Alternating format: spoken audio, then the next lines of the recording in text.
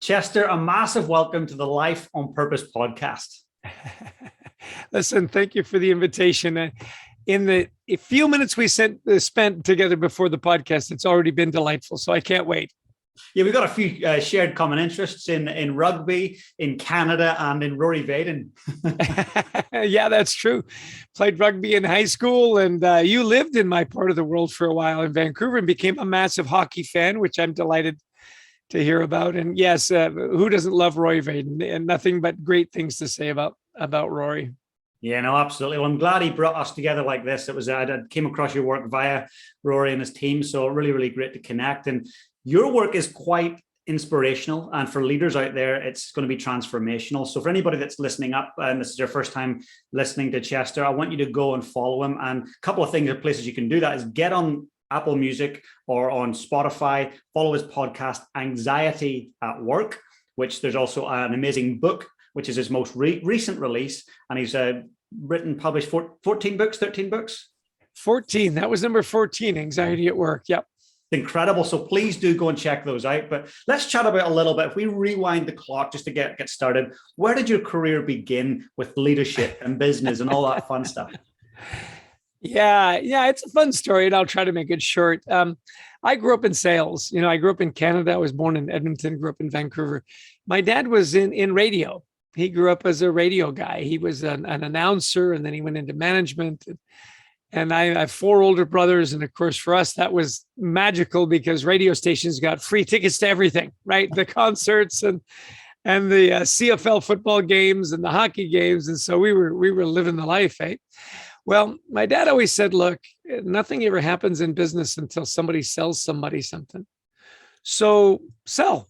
And when you sell, you learn the products, you learn the processes, you learn the business because you have to, you learn the customer service and the whole bit. So we did, we went into sales. 4 of us actually went into media sales at some point. We sold advertising or TV or radio or whatever. Our oldest brother, we don't talk about him quite as much. He's a lawyer. So the black sheep in the family. But so I started to work for a company in Detroit and then New York, and we sold TV time. And it was great fun. We had great expense accounts. I'm living in the most exciting city in the world, New York City, and newly married. We had a little place in Brooklyn, and it was just great fun. Well, I just never felt like I was making the world a better place. I mean, we were selling lots of airtime, but other than that.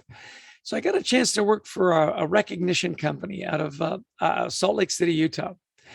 And it really intrigued me because it was all about recognizing employees for, either long service, their loyalty to a company, sales, performance, high performance, which, you're all about. And we were a tennis family, a rugby family. If there was somebody was keeping score, we were playing, So I love that idea about celebrating excellence and celebrating loyalty. So I took a job, and they gave me a territory. I was living in Brooklyn at the time in northern New Jersey, and we had a lot of pharmaceutical companies were our customers. If you want to learn about pharma, you go to Switzerland or New Jersey. Those are the 2 epicenters for pharma companies. So I'd done this project with recognition programs with a consulting firm. And I said, hey, we should partner up on this more often. You do the strategy, we would do the programs. And how do I learn more about your company? Well, he sent me a book written by their senior VP of international. It's called The Talent Equation, if I'm not mistaken. And I loved it. So I called our CEO and I said, Kent, his name is Kent Murdoch. I said, Kent, this is brilliant. I mean, they're the thought leaders in employee engagement, and thought leaders publish. Nobody has published the definitive book in employee recognition. If we were to publish that, then people would call us. So always from the sales standpoint, right? Make my life easier, get me better referrals, And he said, boy, I love that idea. Well, write the book. And I went, I think you misunderstood. The idea is that you should write the book. And then as the salesperson, I would benefit from this book, right? And this was the moment, James. He said, you know what, Chester, you're a smart guy. Figure it out. Isn't that a moment? That's so good. So I said, well, I'm not a writer, but I started to play with titles and chapters and so on. Well, about a year later, he calls me back and he says, Chester, I've always liked that idea of a book. I've hired a writer. His name is Adrian Gostick. Introduce yourself, write the book. Wow. And so in 2000, we got a little publisher, that would take a chance on new authors. And we published a book called Managing with Carrots. Hence the orange, orange is our color, carrots are our vegetable. And we dropped it on Kent's desk. And it was so cute. He said, I love being CEO. You say stuff and it happens. Genius. It's good to be king, right? I love it. And we didn't know, James, geez, I think we sold like 30,000 copies or something. And in most business books, that's a massive hit. I mean, normally you'd say, well, if it's not 7 Habits, if you're not selling millions of copies, then who cares? But this smaller publisher was thrilled. So I said, what's your next book? And we said, we really hadn't really thought that far ahead. And then, as hard work meets opportunity, as you know, in high performance, right? People would say, hey, we love the book. You speak on your books. And we said, sure, why not? They, oh, we loved your speech. Of course, you have training with this. Sure, why not? And so we worked really hard at our presentation skills. We worked really hard in creating, meaningful content for workshops and so on. And we did that. We wrote 7 books for that company. Wow. And then there was a change in leadership. And this is another lesson. Good people took over, right? It's just they didn't get us. Not for a minute. They didn't appreciate thought leadership. And we found we were kind of fish out of water. And so we took a huge risk. We went out on our own. And Adrian and I have been writing now for 21 years and 14 books. I think we sold 1.7 million copies. That's phenomenal. 30 languages. We've presented in over 45 countries, not New Zealand. So you got to figure that out for us. Yeah, we got to change that. We got to change that fast. Yeah. We got to get on that project. So that was the journey. And then along the way, just meeting, amazing people and writing. We went from, employee recognition and engagement to culture, to teamwork, to leadership. And the red thread has always been that, we never met a great leader, a great team, and a really healthy and high performing culture, that there wasn't that red thread of gratitude, that they appreciated and valued each other, that they never took each other for granted. And it's been a formula that's held true. I'm a big believer that there are certain, eternal truths. There are certain, trust obviously is a foundational principle in high performance and great teams.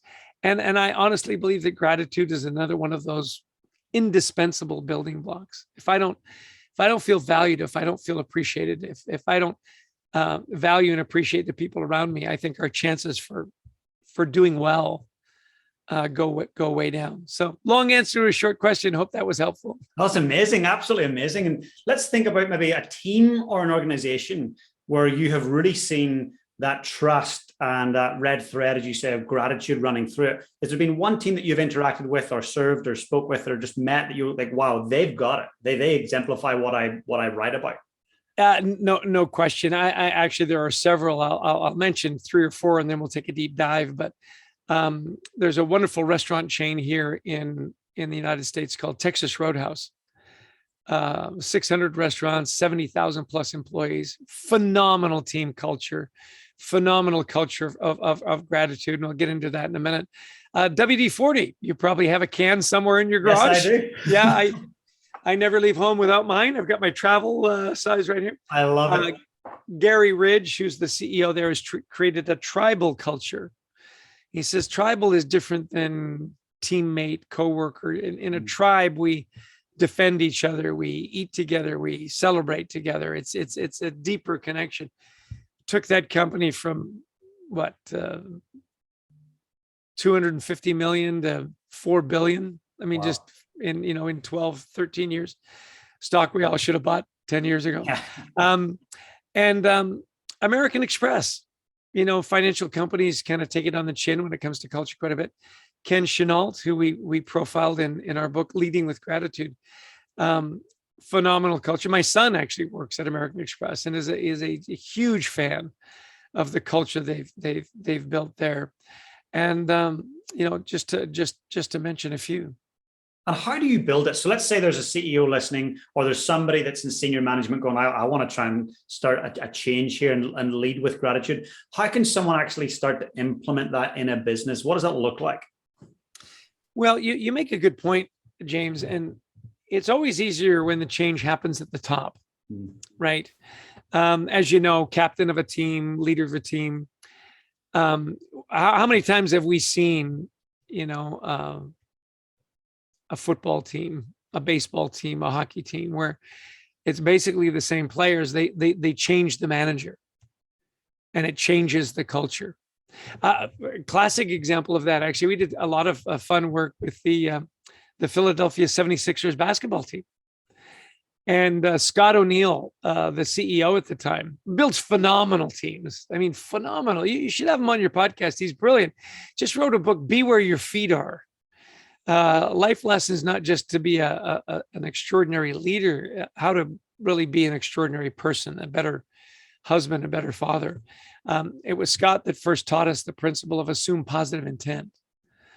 Assume positive intent about your people. 99% of people come to work wanting to do a good job, and they're going to make a mistake, and that's okay. Well, he takes over the Philadelphia 76ers when they had the lowest winning percentage of any professional sports franchise ever. Ever. That's a great job to be taken over. Well, there's nowhere to go but up, right? That's right. So literally they play 82 games a year in basketball. It's a long season, 41 home games, 41 away games. Oh. They had seasons where they were winning like 12 games. Can you imagine being on a team like that? I mean, it was just psychologically, it would just batter you. Now they take over, and he puts together a sales team. You can say, hey, I'm in sports sales. Great. Which team are you selling? The Philadelphia 76ers. You go, how about the Boston Celtics? How about anybody but the Philadelphia 76ers? 3 years in a row, they broke the NBA record for season ticket sales. Wow. And the way they did it was they got their fans to believe in the process. Now, I'm in the States now, it's process. So they'd say, trust the process. And they said, look, we're going to be bad, and we're going to be bad for a little while. Now is the time you want to get in, because we're going to build something really special here, and you can be a part of that. And so they drafted players, they brought in players that just played with heart and gusto. And if you know anything about the city of Philadelphia, yeah, they want to win. Every city wants to win. You know what they want to see, though? They want to see you leave it all on the floor. If you go out and you're diving for basketballs, if you're giving it your all and you lose, not a problem. Like, seriously, not a problem. Because it's a tough city. It's a blue collar. It's, Philadelphia, if you're from Philly, there's attitude. I love it. Yeah, I mean, you do. You just love it, right? It's like your grinders in the scrum, right? I mean, those guys just get after it, And that's what they did. And all of a sudden, they started to win games. They went to the conference finals. They got beat on a Hail Mary shot from the corner. A guy fell into the stands and bounced around the rim 3 times and went in, broke everybody's heart. The thing is, they left it all on the floor. And now, getting a ticket to a Sixers game, that's a tough ticket. That's amazing. What a turnaround. Well, and what he did was he brought his teams together and he said, look, we're going to assume positive intent about each other. We're going to give world-class every day. We're not going to make any excuses. And we're going to cheer for each other. I mean, it's a simple formula, right?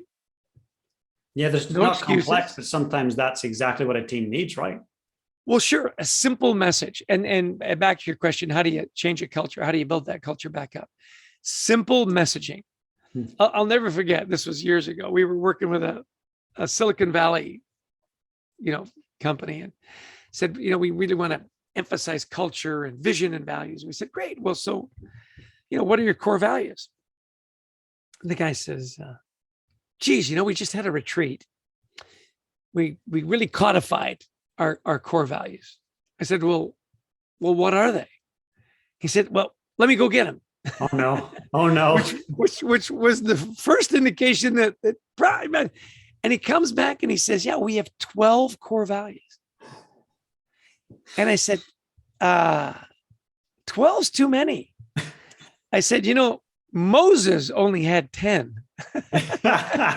and by the way, most people can't name those either. I mean, no, they might get the first two or three.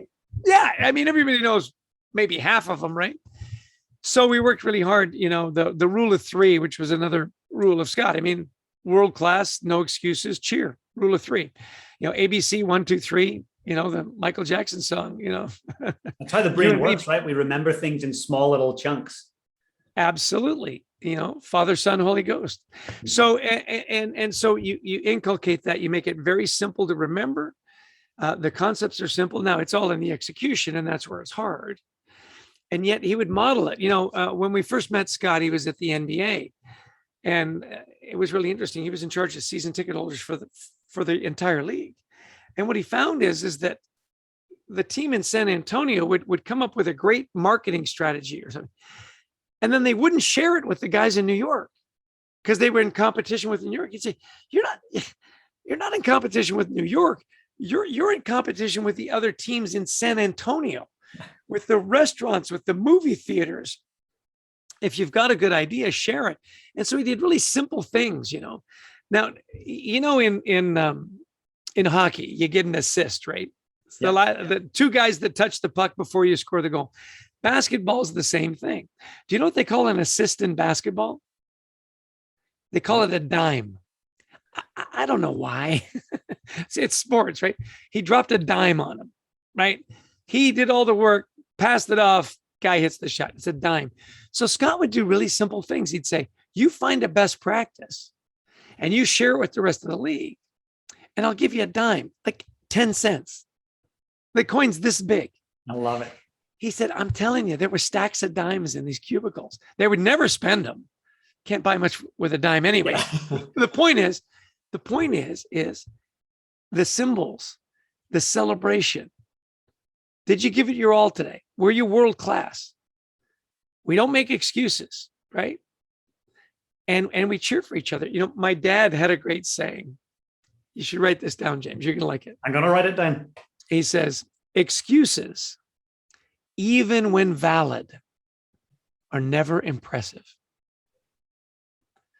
Excuses, even when valid, are never impressive. So this idea of, well, it was bad weather. Well, my God. Yeah, and that's can be true.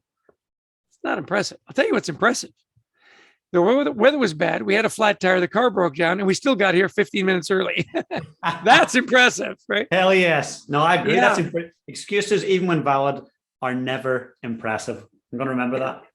And you want to be high performance. You want to be impressive, and you've never met a great athlete that made excuses. You know, they only made decisions and then got on with the work. Yeah, one of my favorite tennis players growing up was Rocket Rod Laver. Yeah. And I used to love the stories about the Australian tennis players because they loved the game. And they would tell stories about the Rocket at Wimbledon. And he would go out of the locker room and he would have his wife tape up his wrist because he'd had an injury in a phone booth. And then he would cover it with a sweatband because he never wanted there to be an excuse as to why he lost. And it's so funny because his wife was an American, and she'd say, "Rod, just tell him you're hurt." He goes, "No, not going to make an excuse.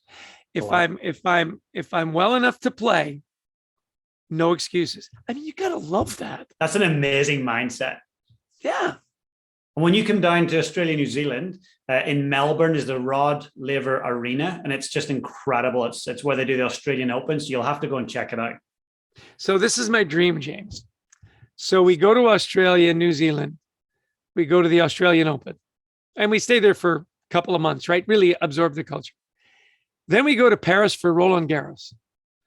Then we go to we go to the UK for Wimbledon. And then we wrap up at the US Open back in New York. We just make it through. Wouldn't it be an amazing year? The perfect year. Oh, yeah. I love it. Who knows? Someday. You talked about this great thing a second ago, about doing things for the love of doing it, the love of the game. So in the leadership game and the thought leader game, what is it that you love about it? What's the passion for you? Well, and this again, from Gary Ridge at WD-40 and Scott O'Neill at the Sixers and Ken Chenault, I picked up early in studying them. They were students of leadership. And I love that. Scott was always looking at other leaders. How did they do that? What were the principles? How can I do more of that? They were students of leadership. The thing I love about leadership is the ripple effect. Now you think about some of the great teachers you had, which I think are some of the world's great leaders, right? Coaches that you had, maybe your dad, maybe an uncle, maybe your grandfather or grandma. And the ripple effect of great leadership is incalculable. My high school basketball coach, some of the principles he taught me, my high school rugby coach, we were the hillside highwaymen from West Vancouver. And James, our motto was highwaymen hustle. So whether we won or lost, we always got after it. So good. You'd never want to be at the end of the game and say, we could have hustled a little more. We could have gotten after it just a little more. Say, no, we're highwaymen. We hustle. That's so good. Yeah. And I love that. I love that. You just, if you're going to do it, go for it. And I think that in life, whether they're teachers or coaches or family, they lead you, and that ripple effect, the way they impress you about your character, your integrity, your work ethic. And so that's what I love about leadership. I love Gary Ridge at WD-40. There's the people that work there. It's so fascinating. You'll go to a company and you can tell pretty quickly if they've got a good culture or not by the quality of the people. At American Express, it was always amazing to me. I mean, I'd meet all these leaders. They were all world-class, and they're all good people. They were good leaders. I'll never forget, I was doing a conference for a consulting firm. They had all their leaders there. And they were asking, say, what do you want from your leader? And there was one answer in particular that I've never forgotten. He said, I don't want my leader to just make me a more efficient worker.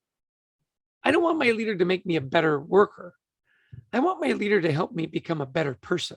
And all of a sudden, everything changed for me. Because, one of my favorite statistics in all our research, by the way, we've got a database of over 1 million engagement surveys that we look at, 80,000 motivators assessments and so on. So we like to look at the data. Wow. And it's really interesting. My favorite data point is if you're happy and engaged and motivated at work, you're 150% more likely to be happy in your personal life. So, and we've all had that, right? We've all had a job where the alarm clock went off. We thought, do I have to? Can I think of something so that I don't have to go to work today? Because it's just soul crushing. And then we've had those jobs where the alarm, we can't wait to get out of bed. My dad worked for the same broadcasting company for 40 years, 40 plus, whatever it was. Amazing. And as he was older, I'd say, Dad, so what was it about radio that kept you? I mean, not just in radio, but the same company. He said, Chess, radio was the latest technology. Think about that, right? It's just sound, right? So he good. said, it was the latest technology. We were interviewing world leaders. I mean, we could hear their voices, right? And he said, there were days when I would jump out of bed and throw my fist in the air and just say, yes, I get to go to work today. Incredible. Say, well, so tell me more. And he said, well, it was an exciting industry. It was cutting edge. This was the new medium. And he said, you know what? But more than that, it was the people I got to work with. That made all the difference. And I thought, that's it. A noble cause, something you love, and people you love doing it with. Doesn't get any better than that. Yeah. And if a leader could take that on board and appreciate that that could be transformational for their company, while executing on that is quite clear. There's not 100 metrics and 18 or 20 core values there. It's 3. Well, yeah, and what's the ripple effect? I mean, you love your job, you do better. People that love their jobs make more because they're better.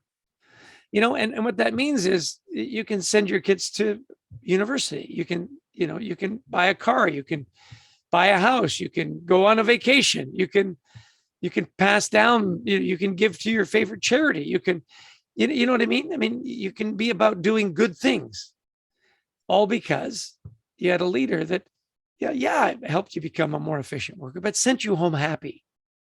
I tell leaders, I said, listen, I know you got a lot of things on your list. You got to hit quotas. You got to take care of customers. You got to, it's one of your most important jobs. Send your people home happy. That's incredible. Yeah, it reminds me of a conversation I had with a guy called Christopher Luxon. He was the former CEO of Air New Zealand.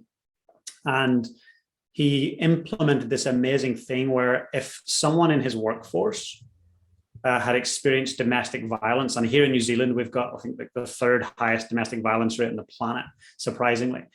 If you were affected by that, the company, Air New Zealand, would pay for counseling, would give you a number of weeks leave to deal with it.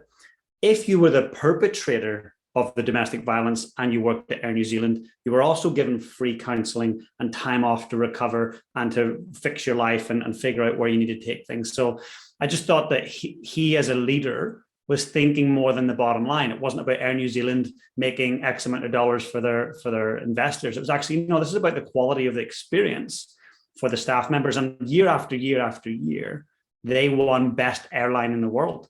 And people are like, what's with this Air New Zealand thing? Why are they so good? Why are their safety instructional videos so funny?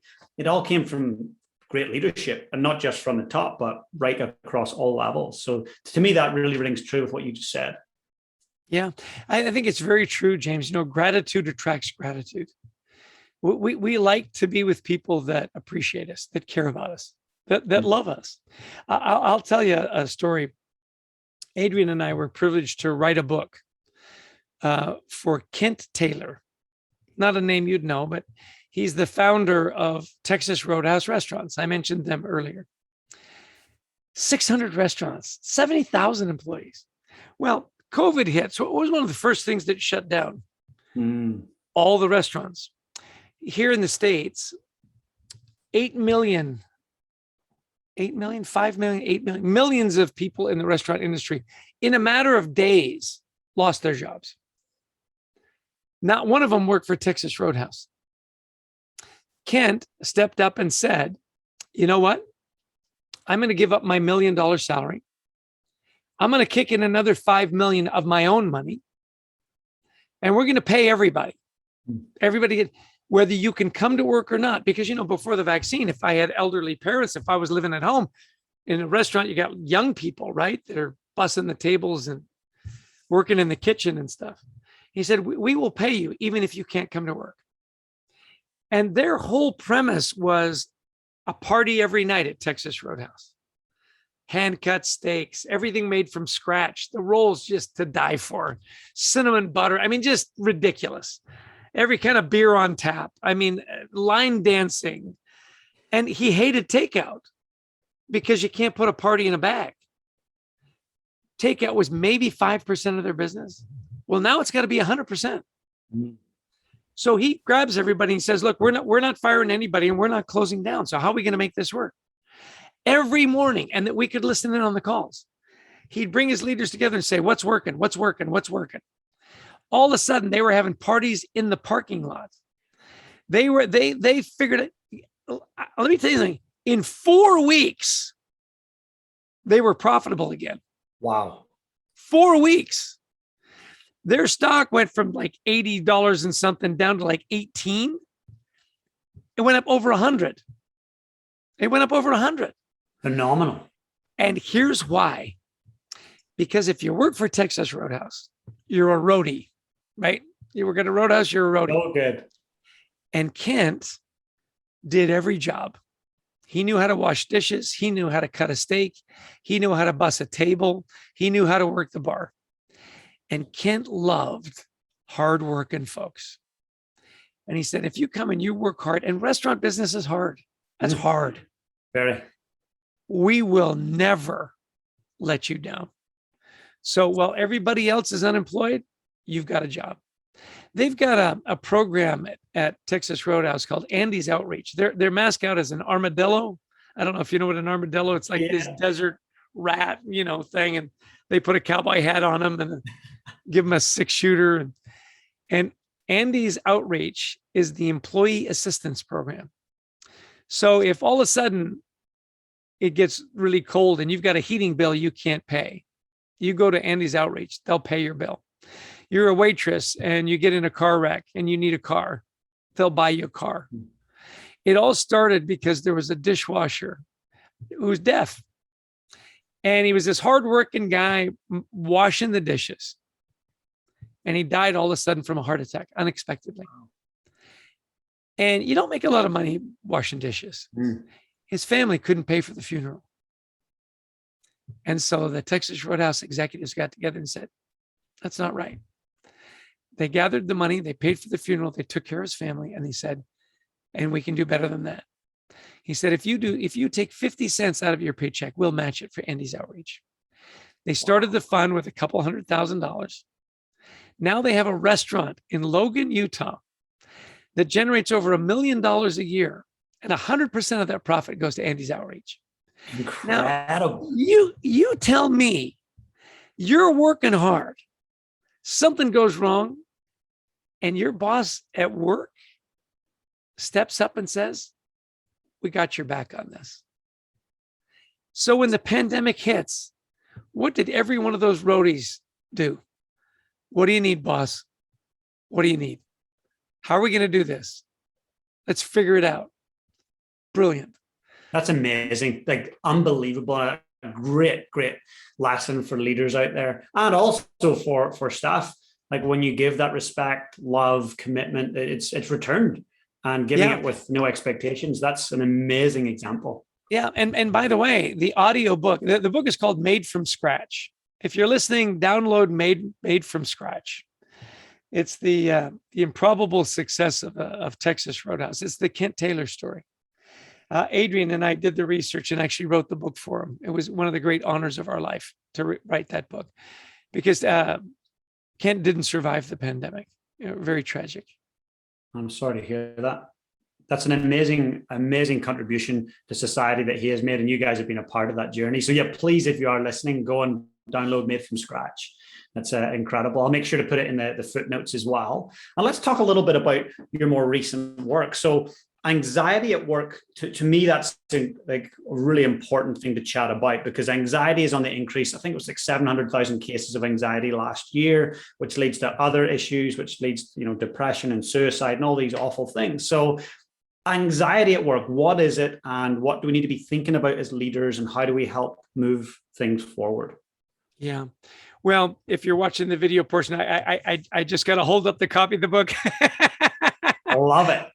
The legendary success story of Texas Roadhouse, Kent Taylor. It's just brilliant. Anxiety at work. Yes, no question. So Adrian and I have been studying culture for 20 years. What are the key elements of a great culture? Well, it became really apparent. The pandemic really shone a light on anxiety, and as well it should have. I mean, the whole world shut down. I mean, it just wasn't your neighborhood. It was every neighborhood. And, the number one cause of anxiety is uncertainty. We did our homework on this one. Well, nothing was more uncertain than the pandemic. Am I going to get sick? Am I going to die? Do I have a job? Is there going to be food on the shelves at the grocery store? I mean, that's a lot of uncertainty. Are we ever going to go back to work? Is the company going to survive? Right? And it was really interesting. Our books have always been, Gostick and Elton. If you look at the bottom, it's got our goal, James, was Lennon and McCartney. That was it. Right. Yeah. We're not quite there yet, but anyway, this book is different. If you look, it's Gostick and Elton and Gostick, Anthony Gostick. Anthony is Adrian's son. And since he was a little kid, suffered from anxiety. And he's 25 years old now. He's super smart kid. He's studying DNA and, genome stuff. He's getting his master's at USC, University of Southern California. Super smart kid. By the way, we found that most super smart kids in particular suffer from a lot of anxiety. They kind of go hand in hand. Yeah. And he said, you guys need to write on anxiety. He says, because you oldies, you never talk about it. And he's right. My generation, you would never talk about anxiety or depression, because what did that mean, James? If you talked about, what did that say about you? Yeah, you've got some stigma, right? You're weak. Yeah. You're weak. Oh, you can't handle it. Well, I told you it's going to be a hard job. So he said, you oldies never talk about it. He says, you got to understand, our generation, it's all we talk about. And he was right. We did a really interesting generational study, the differences. Baby boomers rarely talk about it. Gen X, a little more. Millennials, Gen Z, or Gen Z, as we say, all the time. And why? Well, they grew up much differently, right? Digital world, all of a sudden, all this information, all this incredible bad news that just washes over you every day. Active shooter drills, mass shootings. I mean, here in the States, it's ridiculous. You have active shooter drills in elementary schools. The teachers lock the door because of active, you go to a movie theater. The first thing that, kids are thinking, what's the fastest way out of here? Because there were movie theater shootings. Crazy stuff, like crazy, that we would never have imagined. So yeah, they grow up a little more anxious, a lot more digital, way too much information. The Facebook life, everything looks great. No one can have a bad day. Yeah. Well, we came across this expression called the duck syndrome. And it started at Stanford University. And, you think about a duck, right? Coming across the pond, you go, oh, so elegant, so graceful, so calm. And yet, what's propelling that duck across the pond? They're paddling like mad underneath there. And so the students would start to call each other ducks. They'd go, you're a duck. I know you look like you've really all got it all together, but and then one of them said, I actually kind of think like I'm the little duckling behind the mama duck. The duck, they got the 2 or 3 or 4 or 5. She said, I'm looking around and all the other ducklings look like they're doing great. And all I know is I'm paddling like mad to keep up with mom, So this idea of it's there and it's pervasive. I'll give you some numbers. So pre-pandemic, about 18% of employees said they had some kind of anxiety disorder, something that affected their work. So 1 in 5, call it 20%, 1 in 5. Middle of the pandemic, that jumps up to 30%. Wow. So now you're at almost a third of your population. Wait, in millennials, it's 42%. Actually, workers in their 20s and early 30s, it's 42%. Wow. You're approaching half your workforce. And yet, because of the stigma, nobody talks about it. Now, somebody comes to work with a broken arm, you go, hey, buddy, James, hey, take some time off. Take care of that. Right away. You've got almost half your workforce coming to work with broken arms, but you won't talk about it. It's not right. And here's why. And this is what we teach leaders. And for you leaders that are listening in, if you don't remember anything else, remember this. Your job as a leader is to do 3 things. Normalize the conversation. Hey, everybody's been anxious. Everybody. Normalize the conversation. Destigmatize it. If you had a broken arm, we'd address it. If you said, hey, I was playing rugby, just, pick up, stupid, got caught in the scrum, broke my arm, take a week off, take care of that. You go to your boss and say, you know what? I'm just completely overwhelmed. I need time off just for my mental health. Oh, geez, I don't know, James. See what I mean? Take the stigma away. Broken arm, overwhelmed, same. Now, the third one is fascinating.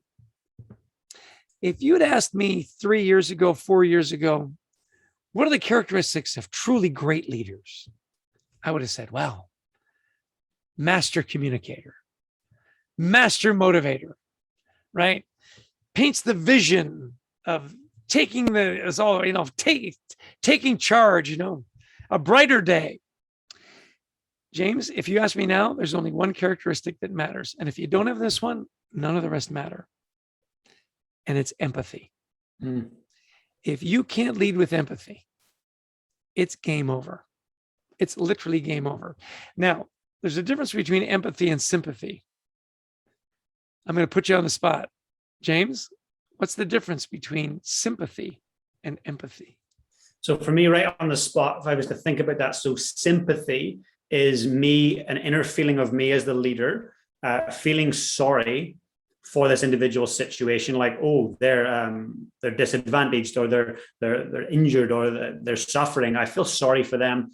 I want to fix it.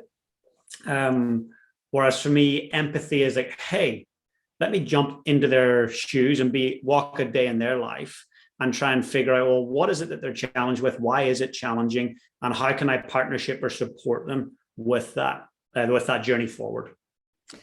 See, this is why CEOs all over the world listen to you, James. You're exactly right. You're exactly right. Sympathy is, I'm strong, you're weak, I'll fix it. Empathy is, I'm going to crawl down into that space with you. And I'm going to say, hey, I don't know exactly the way you're feeling. I felt like this too. Let's figure it out. Now, for you leaders that are listening, I know what a lot of you are thinking, and it's this. Chess, I got a lot on my plate.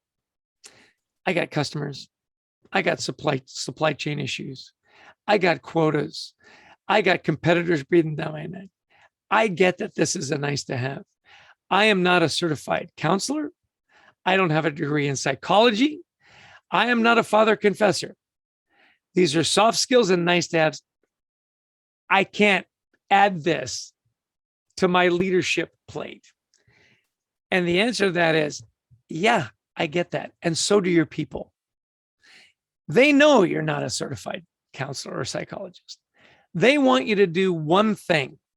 And James, what's that one thing that they want you to do? Listen, support. Absolutely. You nailed it. See, James, I don't even know why you have me on your show. You know all this stuff. Should you be I'm passing the test, am I? Yeah, brilliant. Straight A's. Yeah, they want you to listen, because here's the dirty little secret. What percent of employees do you think feel safe talking to their immediate supervisor or their boss about mental health? What's the percentage? I'm going to say 15%. First time you've got it wrong. It's the first time you've missed it, James. 15% is high. Wow. It's 10%. It's 10%. So reverse that. 90% of people won't talk about it. Why? Because of the stigma. You're not gonna promote me. You're not gonna give me the plum assignment. You're not gonna give me a raise. You're gonna see me as weak. I'm just gonna suck it up. So here's the downside of that. If you don't have a safe culture, and a lot has been written, and I like Amy Edmondson, Harvard School of Business, psychological safety. Brilliant concept.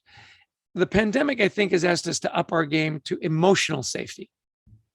Is my voice heard? Do I matter? Right? And when you've got 90% that are afraid to talk about it, here's the ripple effect, the negative ripple, right? 50% of millennials and 75% of Gen Z say that they have recently left a job due to mental health issues. That's huge turnover. And I'm convinced that if they worked at places where it was safe to talk about it, those numbers would come down dramatically. You've got these super smart people that are suffering from anxiety. They can't talk about it. So they work until they're burned out, and then they just blink out. And you go, what happened to James? That guy was amazing. Yeah, it was kind of weird, huh? Yeah, he just kind of just packed it in. My guess is, not in every case, it's never universal, that in a lot of those cases, it's because they got burned out and they got to a place where they were just overwhelmed. And rather than admit that they were suffering from debilitating anxiety, they just said, you know what? I'm just going to quit. I'll take my own time off. I'll rally. I always do. And when I feel good, I'll just go get another job. They're smart. They're capable. You can do that. Instead of finding these brilliant people, figuring out what's going on, listening, empathizing, and winning together. That's powerful. When you think about it, when a leader says, I've got all of this stuff on my plate that I have to deal with, I cannot develop that thing. Well, actually, that thing directly correlates to the revenue and churn and burnout and turnover of their staff. So it really needs to be a key pillar in their leadership toolkit, like developing empathy, developing compassion. Yeah. So as a leader, how do you make it safe for people to talk about mental health and anxiety? How do you do that? You'd have to say, well, for me anyway, I think you've got to talk about your own, show your vulnerabilities and show them that you also are struggling. So share your weaknesses. Yeah. See, again, I still don't know why you've invited me on your show, because that's exactly right. It's exactly right. You know, as soon as you become vulnerable and you talk about it and you talk about your journey and your trials and how you came out and confessed, or whatever language you want to use, you shared your vulnerability. Now it's safe. Look, if the boss can talk about it, everybody can talk about it. Mm. And that's the scary part about being a leader, right? Because if the leader can go out and get stupid drunk, then everybody can go out and get stupid drunk, right? If the leader cheats on his expenses, everybody cheats on their expenses, right? That's the negative ripple effect, right? The positive is, hey, if my leader comes out and says, you know what, I struggle with anxiety a lot. There's a brilliant leader at Walmart Canada. Her name is Nabila Extalaban. And she's one of these ridiculous high performers. Muslim, worked at Starbucks, worked at these incredible brands, right? Always the rising star. Chief people officer for Walmart Canada. 100,000 employees. She's responsible for 100,000. Can you imagine? 100,000. That's seriously insane. Yeah. So she comes out and says, listen, I'm a recovering workaholic. She talks about it. I was working on 3 to 4 or 5 hours sleep max. Never said no. You would never think I ever had any issues. I was the happiest, most driven, ambitious. What did it cost her? Her health, her marriage, her self-confidence. Now she's in this position. They've made mental health the number one issue for Walmart Canada. And she shares her story everywhere. Now, here's what's really interesting. People have come up to her and said, now I've gotten to know Nabila quite well. In fact, we had a call today. Got a wonderful online conference in January about mental health. It's going to be called Ripple. Anyway, and Nabila is key to this. They say to her, well, easy for you to say now. You're the chief people officer at Walmart Canada. Would you have gotten there had you not made all those sacrifices? And I just love her answer. She says, oh yeah, I'm confident I would have gotten here.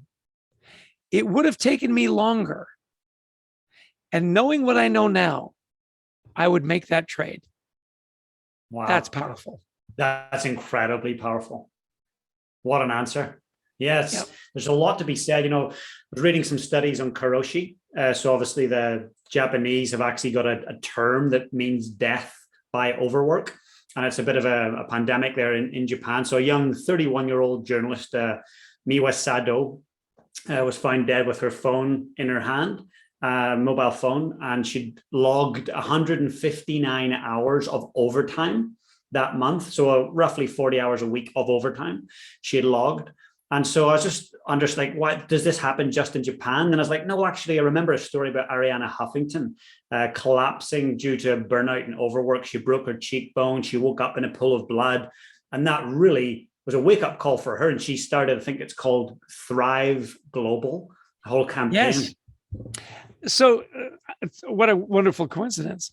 Arianna Huffington and Nabila Extalaban and myself, the three of us, did an online workshop on exactly this. No way.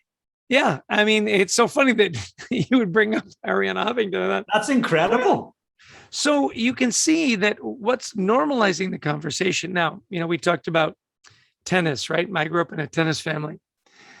What happened at the French Open? Naomi Osaka said, look, I love playing tennis. It's the press conferences I can't handle. So initially, the French Open said what? Said, look, that's part of the game. If you can't do the press conferences, we're going to penalize you. In fact, you may have to forfeit a match. And everybody said, we're going to bring the hammer down, right? She said, okay, I withdraw. She was the number 2 tennis player in the world at the time. Well, these big tournaments, they want as many of the top players as they can get. And I'm telling you, the backlash. And by the way, Wimbledon and the US Open said the same thing, said, Naomi, if you can't do the press conferences, we're going to fine you. She said, fine, I'll withdraw. All of the sudden, all the fans came out and said, you've got to be kidding me. You're not going to let this brilliant young woman play tennis because she won't sit in a room and answer stupid questions from, inane questions from crazy reporters. Like that's the trade-off. Well, and then of course, all the mental health stuff starts coming out. All of a sudden, all 3 tournaments pivoted on a dime. Of course they did. Yeah. And it was like, that. Yeah. Listen, take all the time it was just so disingenuous. What I loved about it though, is it shone the light. Yeah. And then we saw it happen at the Olympics. Biles, the GOAT, the greatest of all time.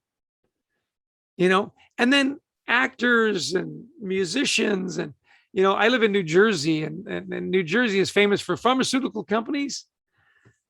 John Bon Jovi and the boss, baby, Bruce Springsteen. Yes, the legend himself. And, Bruce, I call him Bruce because we both live in Jersey. We're tight. He said, look, in his autobiography, Born to Run, he said, suffered from a lot of anxiety as a young performer and so on. He says, the only place I don't feel anxious is when I'm on stage. So share a quick story with you, James. So Broadway shuts down, right? The guy that opened Broadway was Bruce Springsteen. So if you could show your vaccination card and you were willing to wear a mask through the whole concert, you could go. Well, Bruce Springsteen is 73 years old now.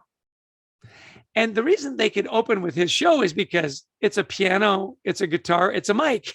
you don't need a lot of stuff, right? He comes out on stage. Now, the place is packed. He comes out on stage, black jeans, black boots, black t-shirt, walks out on stage with his hands in his pockets, looks at the crowd and he goes, and he gets a raucous standing ovation. People were just kidding. They were so thrilled to be in a theater again with the boss, right? And so you ask yourself, why would you ever pass that up? I mean, talk about 100%. Affirmation, talk about gratitude, right? And he did like 3.5 hours straight. I mean, the guy's unbelievable. If you've ever been to a Springsteen concert, he plays forever. He loves. That'd be amazing. My dad's a big fan. I would love to see him. Yeah. So, you start getting people of the magnitude of Bruce Springsteen saying, oh yeah, mental health, struggled with it my whole life. Naomi Osaka, one of the best tennis players in the world. Yeah. And it starts to normalize the conversation. It starts to destigmatize mental health. And what does it do? It creates a lot of empathy, because all of a sudden the fans were going, yeah, I know that feeling. I'll tell you a great experience Adrian and I had. We were doing these anxiety workshops, which can be somewhat anxiety inducing just in and of itself. So we're doing it with these restaurant, managers. And as we're going through it, managers, yeah, my people need this. I got a lot of young people. Oh, we're telling them, here's how you kind of spot it. Here's how you deal with it. They go, yeah. You take breaks. One of the last breaks we took, I'll never forget, store manager comes up and he goes, this is going to be really good for my people. No doubt it's good for my people. And by the way, me too. Good. Good. Yeah, me too. It's so interesting. Yeah. And so it's everywhere. I say, hey, how many of you in the audience have never had an anxious day in your life? Right. If anybody raises their hand, one thing for sure, they're not telling you the truth. It's such a human experience. Like, anxiety is natural and normal. And, we can work on managing it, but it's a normal thing. And I guess initially it's obviously helped us stay alive, but it's when that gets out of control, and particularly in the workplace, it can be debilitating. So when people read the book, is there exercises and ideas, tangible things that they can do that can help them manage the anxiety in the workplace? Yeah, there are 8 strategies on how to deal with uncertainty, build resilience, and get things done. That's the subtitle. And if you download the audiobook, Adrian and I actually read the book, so you'll hear more of this voice. So if you have trouble sleeping, you go to the Chester chapters. I'll put you out. And at the end of every chapter, we do a quick summary. Here's what to look for. One of the chapters that I really like, and one of the tips, is how do you spot anxiety? Because you remember we talked about high performers and anxiety almost always go hand in hand. Not always, in many cases. And the reason you don't notice it is because they're good at hiding it. They're good at hiding it. Naomi Osaka, until it really became crazy, but happy kid, incredible talent, top of the world, one of the world's best tennis players, got the world by the tail, right? And so we say, look for subtle changes in behavior. People that show up late, somebody starts losing their temper that never loses their temper. Quality of work goes down. Now, the last thing in the world is that you go up to them and say, hey, James, I listened to this podcast. You're suffering from anxiety, aren't you? I knew it. That drives people even further away, right? The language that you want to use is, you know what, James, I've noticed lately that you're showing up late. I've noticed lately that the quality of your work. Now, the pandemic's been hard on everybody. Let me know. Is there anything I can do to help? So you always start with the work. I've noticed. And it's really interesting. When I say I've noticed, it gets translated into I care. And when you know your boss cares about you, you're more likely to say, you know what? We're homeschooling 4 kids. And my mom has moved in with us. And we're just overwhelmed. And it's after 6 months of this, it's just really taken its toll. And then what is the leader saying? Okay, so what can we do to help? Can we offload some of your stuff? Can we redistribute some of the, do you need just a little time off to just, if I could work from home on Fridays, if I could take every other Friday off, if they're a top performer, absolutely. Absolutely. A good friend of mine, David Kashish, he's a senior VP at American Express. He said, you know what, Chance, he goes, work gets done. Whether you're there or not, work gets done. If you need some time, take some time. And then you come back and it'll be fine. And then somebody else on the team's going to need some time. And you know what? You'll fill in for them. Work gets done. We can survive a couple of days without you. It's so great. More leaders took that approach, the work will get done. take care of yourself. You know, the old adage, and Nabila Ex-Taliban uses this analogy a lot, and you've heard it before as well. You know, in the airlines, Air New Zealand, right? In a crisis, what do? You put your oxygen mask on first. That's right. And then you help everybody else. So, you know, as leaders, take care of yourself first. Make sure you're taking care of yourself. Because if you're working 80, 90-hour weeks, week after week after week, can't do it. Just can't do it. Yeah, there's almost like a badge of honor nowadays that people wear proudly. Like, I do the most hours, and I only sleep 4 hours a night, and I do X, Y, and Z. But actually, for the leaders to be sitting there and serving at the highest level, they need to be getting their sleep and their rest and their vacations. Yeah. So it's really interesting that the tide between our two books is really quite lovely.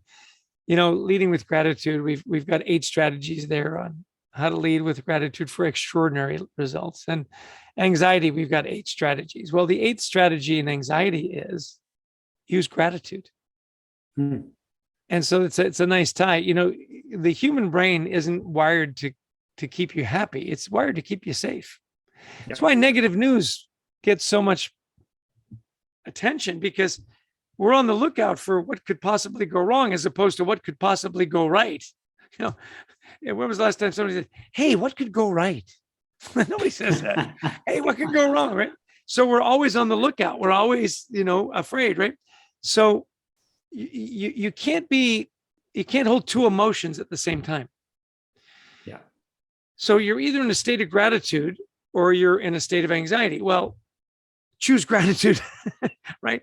And so we've got a lot of great practices there. Like, keep a gratitude journal, perform random acts of kindness. You know, write thank you notes. I'm a huge fan of thank you notes. It's old school, I know, nobody does it anymore, but I've also got a thing. Adrian and I are doing a lot of executive coaching, because, you know, top executives, who do they talk to? That's right. They got nobody, right? So Lonely a lot of that. top. Yeah, that's right. That's right. You're Simba. You're top of the food chain, right? So what's interesting is, say, what are some of your personal rituals? You know, do you write in a gratitude journal? One of the things that I do first thing, and some of these are executives I coach, some of them are friends that are going through a hard time. I do a morning ritual where I go for a walk and I do a little 10-minute meditation, you know, and at the end of that meditation, they always give me a little positive affirmation. And I capture that and I text it out to, geez, I think I'm up to like 12 people now. it's getting a little onerous. That's so good. Well, and it's a personal message. And it's like, hey, here's your thought for the day. And here's what it means to me. I hope you're having a great day. And I always have, always cheering for you, Chess. And I send it off. So, you know, and it's not like you have to respond. You know, sometimes you get a little heart or whatever. So I remember talking to one of my coachees. I said, hey, by the way, I send this to you. Is that a good thing? He goes, oh, I love it. Like, don't miss a day. That's amazing. I go, great. I was texting a friend of mine and she was just really going through a hard time and she'd never respond. And I'd always send it out. And I thought, you know, just want to let her know I'm thinking about her. And I know times are hard. And I got the sweetest text back after probably sending her 60 texts, right? She said, hey, thanks for not giving up on me.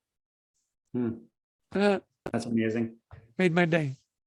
That's incredible, Chess. And it's a good reminder for leaders of all backgrounds, even if you're a leader within your family, one of the greatest leadership privileges of all time is to reach out and let people know that you're thinking of them and write those thank you notes. And it's funny, I'll share something with you, Chess. I am sitting over here in the corner every year on my son's birthday. He's only 5, so I'm only 5 years in, but I plan to keep this up.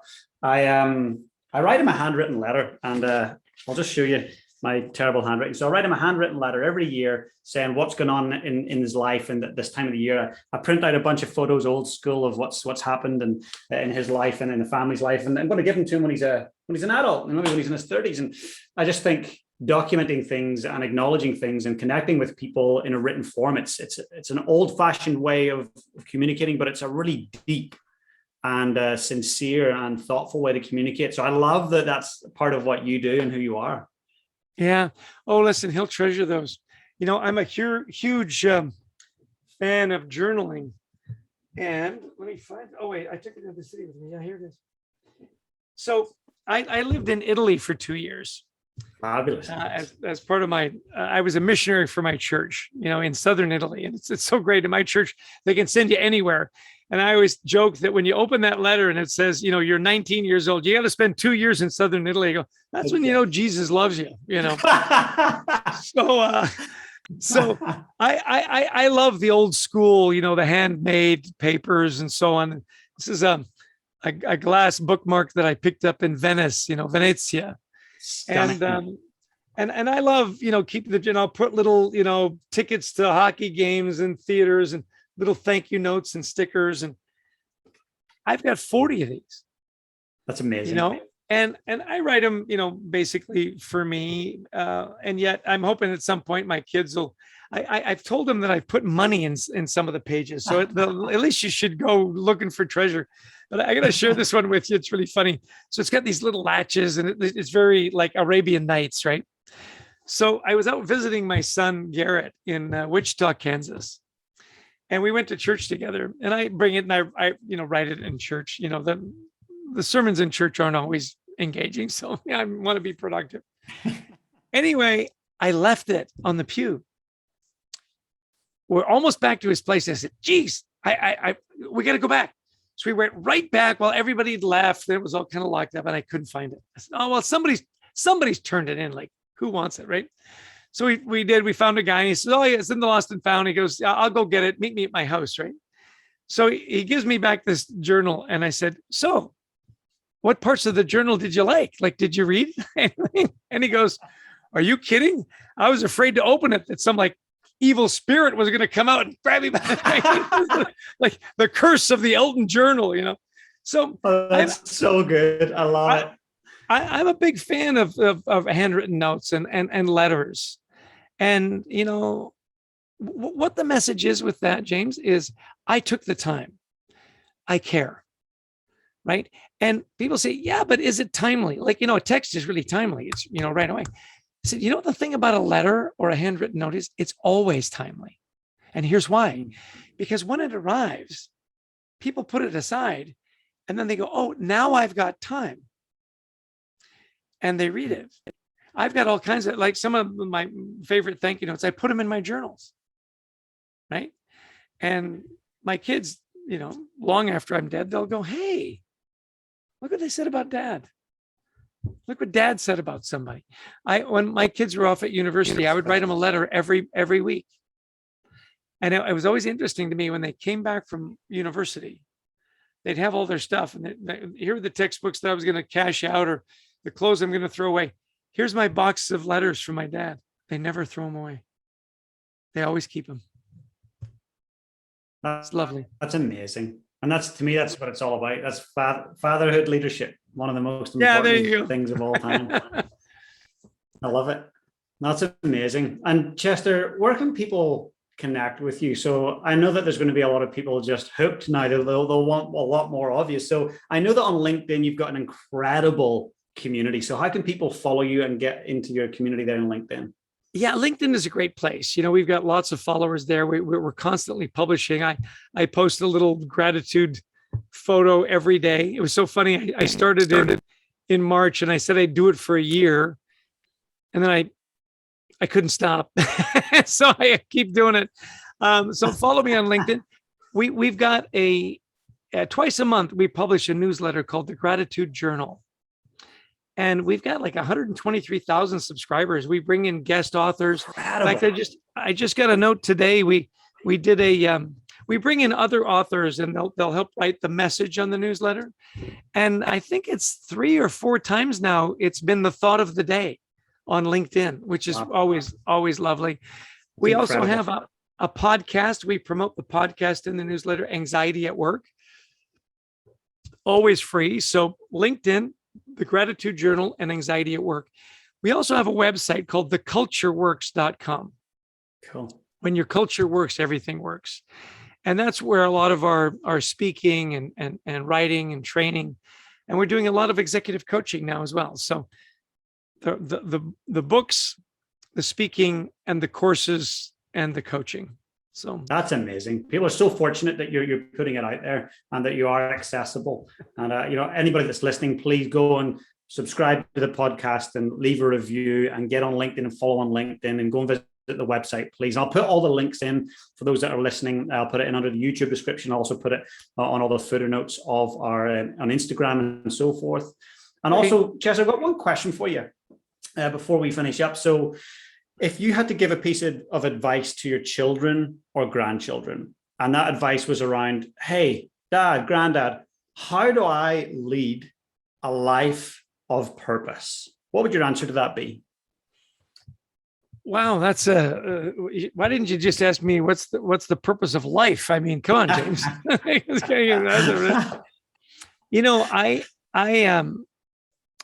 I'm a big fan of simple messages.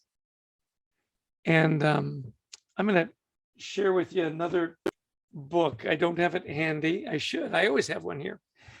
It's called The Boy, the Mole, the Fox, and the Horse. Have you heard of this book? No.